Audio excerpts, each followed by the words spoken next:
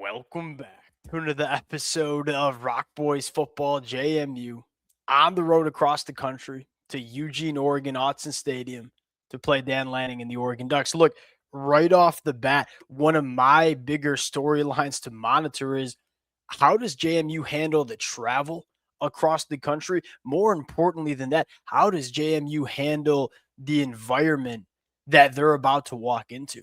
Now, for a lot of these cats on this JMU football team, this will be the most rowdy, hostile environment they'll ever play in their college football careers. Look, Autzen Stadium might not be the biggest stadium across the country, but in terms of how loud it gets and how difficult it is to operate in that stadium as a visiting team, really damn hard. And I think the JMU coaches and I think the JMU players have never really been in this kind of environment. How do they operate? That is a question right off the bat. Now, another storyline is JMU's head coach has taken the job at UCLA. So he is going to be coaching JMU, obviously, as a sitting head coach at UCLA. But then you look at the Oregon side of things. This might be my biggest question mark for Oregon heading into this matchup. Will Stein has taken the head coaching job at Kentucky. Tosh Lupoy has taken the head coaching job at Cal. Like, what does the game planning look like? What does the play calling look like? These are all things that also a lot of the Oregon fans are trying to figure out. And then I think the other side of this for Oregon is, hey, what players do you get back? Does DeCorian Moore make his return? Does Evan Stewart make his 2025 debut? You think Dan Lanning is going to try to get some of these studs back against JMU and get them acclimated to make this college football playoff run? I was really doing my deep dive on JMU. I was really, really impressed. Now, I have some questions about JMU's ability to match up with Oregon, specifically against the lines of scrimmage. This is by far the best offensive line they've seen all year. This is by far the best defensive line they've seen all year. When you look at JMU, they grade out really well on some really important metrics. They can run the football very effectively in a lot of different ways. They can stop the run on defense. They can get after the quarterback. Can they do that against Oregon? It is certainly a question, but in terms of grading out at the G5 level, I was really, really impressed with, again, it's not a surprise that JMU is sitting with a 12-1 record. They do a lot of things that point to winning football games. Fired up to get into this one before we do, and as always, Oregon fans, JMU fans, let it fly in the comment section. Appreciate you guys. It's really been a blast doing these preview and prediction episodes all season long, and the amount of support's been amazing. If y'all do enjoy the content, consider subscribing to the channel. Without further ado, let's get into JMU and talk about some of the things they do well, some of the things that we think Oregon might have the advantage in. I want to start on offense and say, I'm not going to say it's a one-dimensional offense because they can throw the football, but it's very clear what they want to do. That's run it. Running the football on dang near 62% of offensive snaps, top 10 in the country. They average 5.5 yards per carry, which is 12th best in the country. So they want to run the football. They're pretty damn good at doing that. As an Oregon fan, this might have been the best storyline that we've seen play out in 2025. I had some concerns about Oregon's ability to stop the run earlier in the year. With the way Bear Alexander has come on, with the way some of these linebackers seem to be taking steps, you look at Oregon heading into the playoffs, 3.3 yards per carry given up. That's top 20 in the country. Can JMU run the football? Because you think that is the pathway to doing it. Because I look at JMU's passing attack and say, number one, I don't think they have a ton of confidence in their passing attack. Number two, you're going up against the best secondary in the country. It grades out that way. Number one in opponent completion percentage, number three in yards per pass given up. You look at Brandon Finney on one side, Ifio on the other side, Dylan Tiemann in the back end, Jaden Kennedy at nickel, and say that is very clearly advantage Oregon.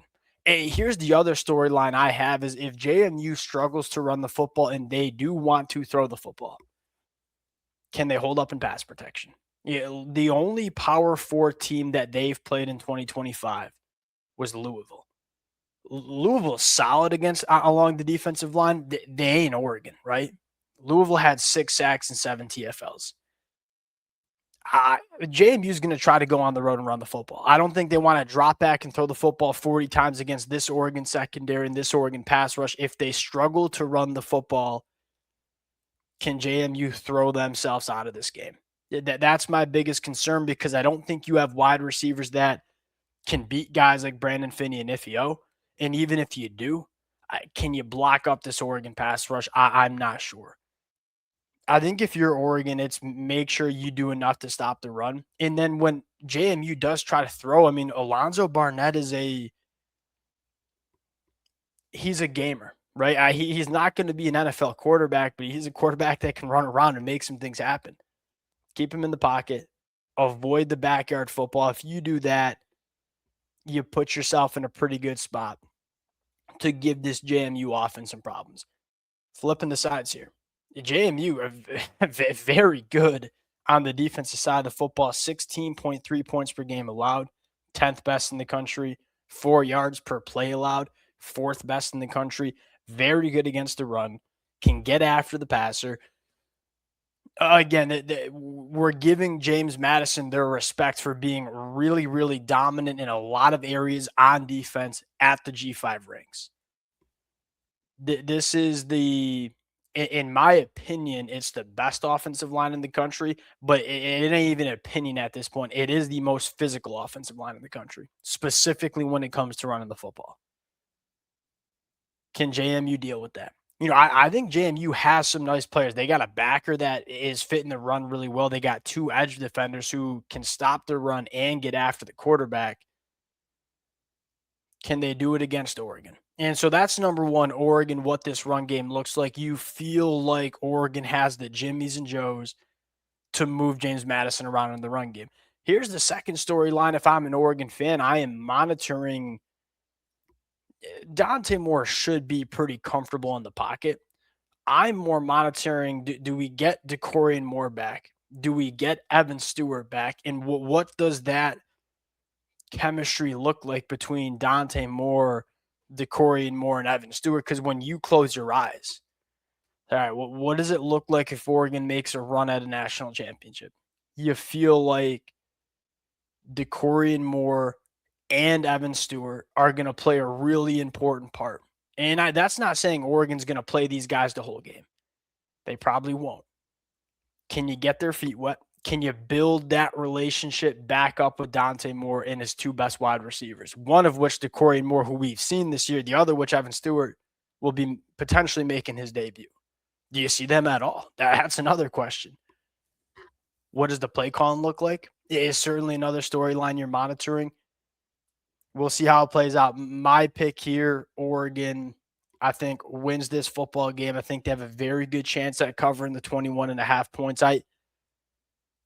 It comes down to this. It's the Jimmies and Joes. You're just going to look at Oregon. They're going to look a little bit different along the lines of scrimmage. And my biggest concern is the stuff that James Madison has done really, really well to get them to 12-1. I'm not sure if they can do that against Oregon.